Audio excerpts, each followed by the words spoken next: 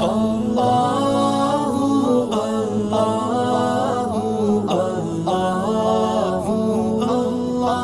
کونے میں حرم شریف کے کونے میں بیٹھ کے رسول پاک رو رہے ہیں۔ جناب صدیق اکبر نے کہا حضور کیا ہوا؟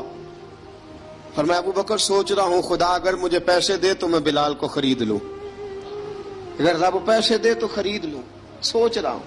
جناب ابو بکر صدیق گھر گئے، گھر جا کے حضرت عباس کو بھیجا، کہا امیہ میرا مخالف ہے، مجھ سے وہ بات نہیں کرے گا، آپ جائیے، آپ جا کے کہیے بلال کو بیچ ڈالے۔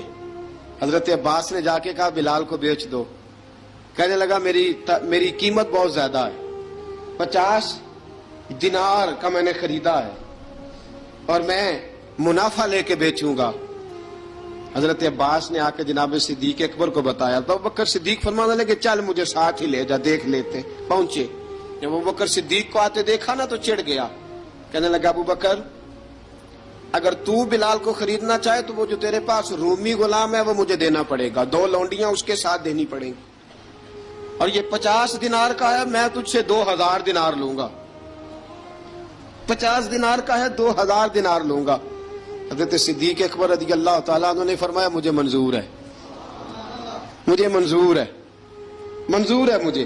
ابو بکر صدیق نے وہ تینوں غیر مسلم غلام لیے، 2000 دینار لیے۔ حضرت عباس نے بھی کلمہ نہیں پڑھا تھا، کہنے لگے ابو بکر تو کامیاب تاجر ہے، کیا کرنے لگے ہو؟ تو حضرت ابو بکر صدیق کہنے لگے آپ نے بھی کلمہ نہیں پڑھا، آپ کو اس سودے کا پتہ نہیں، آپ ابھی اس لذت آشنائی سے واقف نہیں، آپ نے بھی یہ ذائقہ چکھا نہیں، آپ ابھی اس راہ سے گزرے نہیں، آپ کو پتہ نہیں یہ بھی ایک ذائقہ ہے، یہ بھی ایک سودا ہے، یہ بھی ایک لذت ہے، یہ بھی ایک گہرائی ہے، یہ بھی ایک مزہ ہے، اس کا بھی آپ کو علم نہیں، آپ نے کلمہ نہیں نہ پڑھا۔ محبت کو سمجھنا ہے تو نہ سے خود محبت کر، کنارے سے کبھی اندازہ طوفان نہیں ہوتا۔ فرمایا ابھی تو راہ گزر میں ہے، قید مقام سے گزر، ابھی ذرا آگے چلیں گے نا، جب آپ کلمہ پڑھیں گے تو آپ کو پتہ چلے گا۔ حضرت سیدنا بلال حبشی کو لینے کے لیے صدیق اکبر پہنچے، 2000 دینار، 3 غلام پڑھے لکھے سیانے سمجھدار، جب دیے نا تو امیہ کھلکھلا کے ہنسا، کہنے لگا ابو بکر بڑے گھاٹے کا سودا کیا تو نے، ابو بکر تو نے بڑے گھاٹے کا سودا کیا ہے، یہ پڑھا لکھا مجھے دے کے جا رہا ہے اور یہ ان پڑھ تو لے کے جا رہا ہے، یہ خوبصورت رومی غلام دے کے جا رہا ہے اور یہ حبشی کالے رنگ کا تو لے کے جا رہا ہے، اور 50 دینار کا غلام 2000 دینار میں تو لے کے جا رہا ہے، اتنے گھاٹے کا سودا، اتنی بڑی نادانی۔ حضرت جناب سیدنا صدیق اکبر رضی اللہ تعالیٰ کہنے لگے امیہ تو کافر ہے، لیکن تو نے ابھی بھی پیسے تھوڑے مانگے ہیں، تو نے بلال کا رنگ دیکھا ہے، میں نے مصطفیٰ کے عشق کا رنگ دیکھا ہے۔ فرمایا تو ابھی اس کے رنگ میں الجھا ہوا ہے اور میں جو اس کے باطن کا حسن ہے وہاں تک پہنچ گیا ہوں۔ حضرت سیدنا بلال حبشی رضی اللہ تعالیٰ عنہ ساتھ کھڑے، جناب ابو بکر صدیق رضی اللہ تعالیٰ عنہ نے ارشاد فرمایا اگر میں یمن کا حکمران ہوتا، یمن کا بادشاہ ہوتا، اور تو مجھے کہتا کہ بلال میں تب دوں گا جب تو مجھے یمن کی حکمرانی دے گا، فرمایا میں تجھے یمن کی حکمرانی بھی دے دیتا لیکن بلال کو ضرور خرید کے لے جاتا۔ حضرت بلال حبشی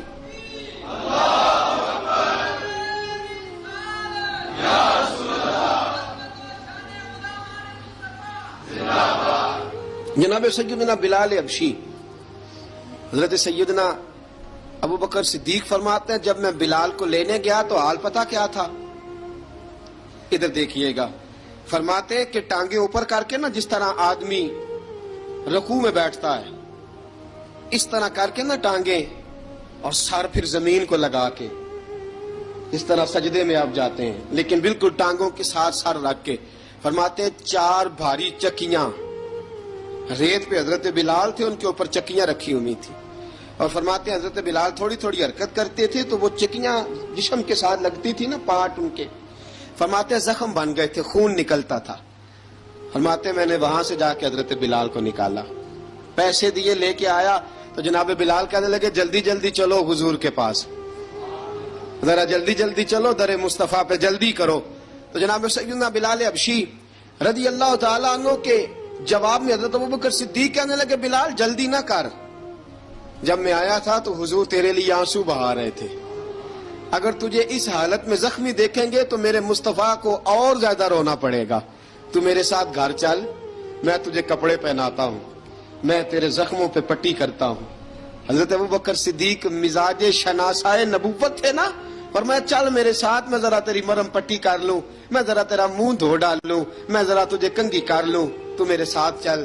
جناب بلال فرماتے ہیں جب سے پیدا ہوا تب سے غلام تھا, کبھی کسی نے میرے کپڑوں کی فکر نہیں کی تھی, مجھے تو امیہ 4 دن روٹی نہیں دیتا تھا. فرماتے ہیں جب میں گیا ابوبکر کے ساتھ, ابوبکر صدیق نے ایک چٹائی بچھائی, صدیق اکبر چٹائی کے اوپر میرے ساتھ بیٹھ گئے. فرماتے ابوبکر نے تیل منگایا, وہ تیل میرے زخموں پہ, ابوبکر صدیق نے وہ تیل میرے سر پہ, میری داڑھی پہ. فرماتے ہیں پھر کنگھا کیا, پھر ابوبکر صدیق نے ایک جوڑا منگایا, وہ کپڑے مجھے پہنائے. ابوبکر صدیق نے پگڑی منگوائی, وہ پگڑی کھول کے میرے سر پہ بندھوائی. فرماتے ہیں ابوبکر نے مجھے تیار کیا, فرمایا تو آج جا رہا ہے در رسالت مآب پہ, در رسالت مآب پہ.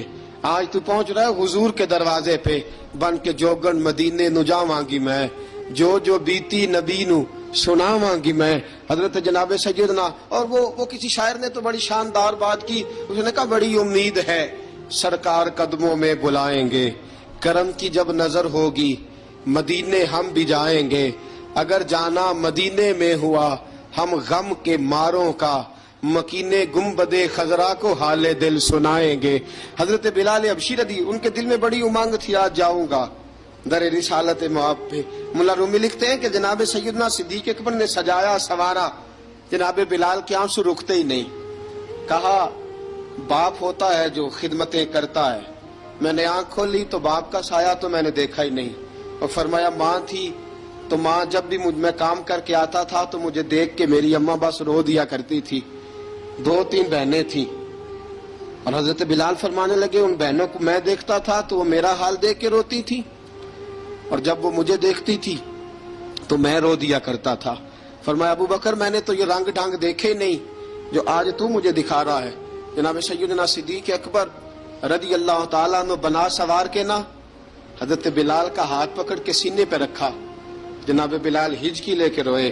حضرت ابوبکر صدیق نے فرمایا جتنا رونا یہاں رو لے, میں کائنات کے آنسو دیکھتا ہوں لیکن جب نبی کی آنکھوں میں آنسو دیکھتا ہوں تو دیکھے نہیں جاتے. فرمایا یہاں رو لے, حضور کے دروازے پہ جا کے تیری آنکھ میں آنسو نہیں آنا چاہیے, بہا جتنے آنسو بہا سکتا ہے. حضرت بلال حبشی بھی روئے, جناب صدیق اکبر بھی روئے. جب پہنچے نا دروازہ رسول پہ, حضرت سیدنا ابوبکر صدیق لے کے پہنچے تو بند کر دیا تھا نا حضرت بلال کو, بلال تو نے رونا نہیں, عشق ہوئے تے درد ہوئے تے ہائے نکلے, پھر کوئی نہیں رہندا جر کے. حضرت سیدنا بلال حبشی کو لے کے پہنچے در مصطفیٰ پہ. رسول اکرم صلی اللہ تعالی علیہ وسلم نے ایک نظر حضرت بلال پہ ڈالی. جناب بلال نے یوں آنکھ ملائی تو سر جھکا لیا, وعدہ کیا تھا نا رونا نہیں, سر جھکا لیا. اب دوسری نظر نبی کریم صلی اللہ تعالی علیہ وسلم نے جب اٹھائی نا حضرت ابوبکر صدیق کی طرف, تو حضور نے فرمایا صدیق تیرا شکریہ, ابوبکر اللہ تجھے جزا دے.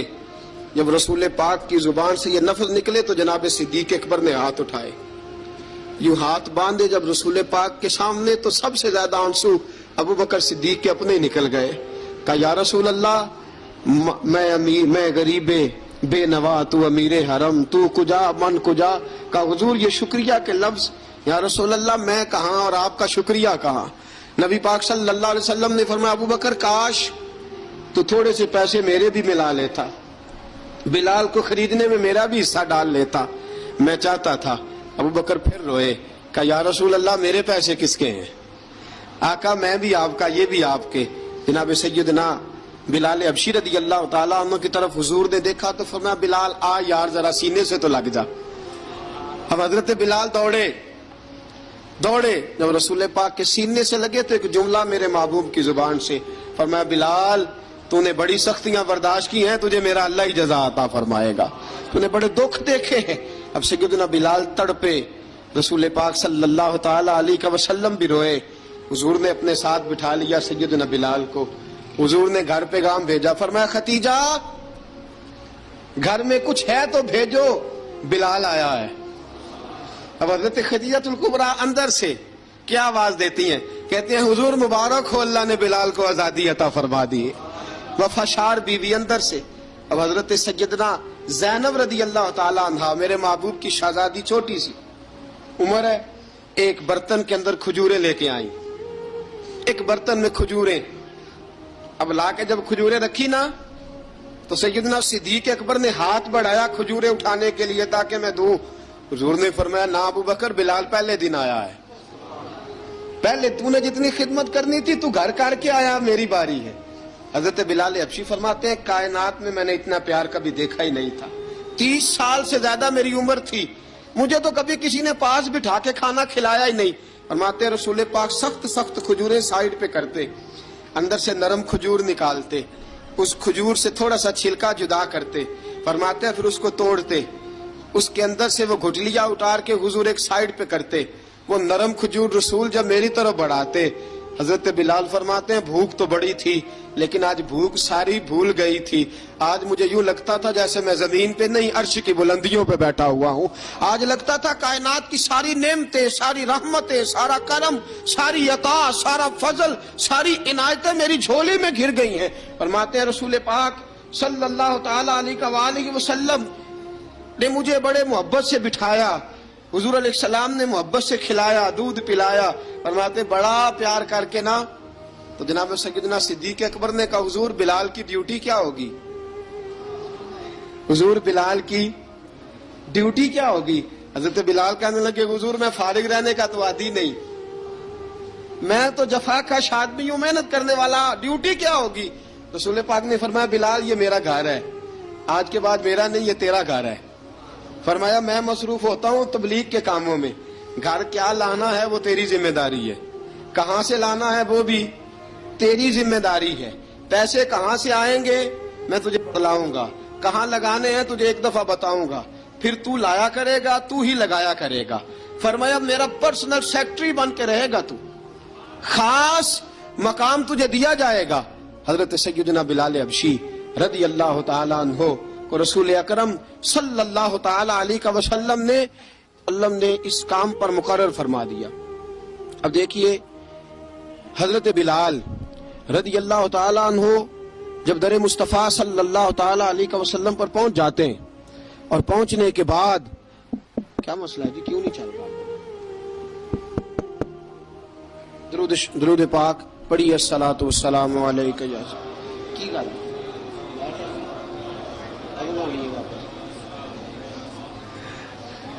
میں یہ گزارش کر رہا تھا کہ حضرت بلال حبشی رضی اللہ تعالیٰ عنہ کو رسول پاک نے یہ ڈیوٹی عطا فرما دی. اب پتہ کیا ہوتا, حضرت پردے کی آیتیں تو ابھی آئی نہیں تھی. حضرت بلال رضی اللہ تعالیٰ عنہ رسول پاک کے ساتھ نکلتے تبلیغ کے لیے, کسی کام کے لیے, سودا صرف لاتے بازار سے. یہ مکے کے دنوں کی بات ہے, مکے کے دنوں کی. سودا صرف بازار سے لاتے. اب 4 بیٹیاں تھیں حضرت خدیجہ الکبریٰ کی, گھر کے کام کاج ہوتے تھے. جب ذرا فارغ ہوتے دروازے پہ دستک دیتے. حضرت خدیجہ فرماتی بلال تو آ گیا ہے. وہ دستک سے پہچانتی ہے کہ بلال کے دستک ہے, بلال آ گیا. کہا اماں جی میں سارے کام کاج باہر کے ختم کر آیا ہوں, گھر کا کوئی کام ہے تو ذرا مجھے بتاؤ. آپ فرماتی گھر کے کام ہے پر میں کر رہی ہوں. اب حضرت بلال گلنا شروع کرتے. یہ ہے محبت. آج اگر ہم کہیں خادم ہو بھی نہ تو بہانے ڈھونڈتے پھرتے ہیں فارغ ہونے کے.